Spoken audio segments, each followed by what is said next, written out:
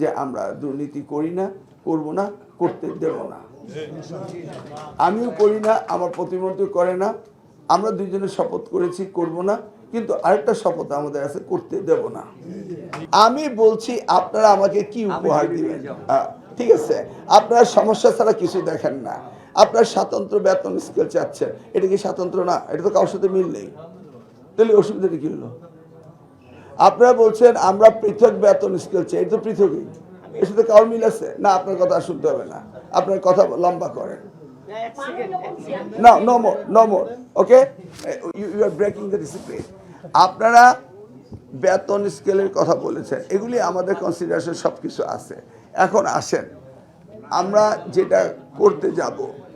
সেলিম ভূঁইয়া সাহেব মাননীয় সংসদ সদস্য হয়েছেন, আপনাদের সভাপতি, আমরা উই ওয়েলকাম হিম, হাততালি দেন। কারণ আপনাদের একজন প্রতিনিধি মন্ত্রী না হলেও সংসদে আছে এবং ওয়েটিং টু বি মিনিস্টার। আশা করছি আল্লাহ আপনার পলিটিক্যালাইজ করার বিরুদ্ধে আপনারা বলেছেন, উই আর একমত। একজনকে 3টি প্রতিষ্ঠান দেওয়া না দেওয়া আমরা ম্যানেজিং কমিটি নিয়ে বসে আমরা এটা দেখব। হেডমাস্টার অ্যান্ড গভর্নিং বডিতে হেডমাস্টারকে থাকতে হবে, প্রিন্সিপালকে গভর্নিং বডি নিয়োগ দিতে হবে। এটা আমরা এনটিআরসি করেছিলাম, যেই সুবিধাতে এটা চেঞ্জ হয়েছে।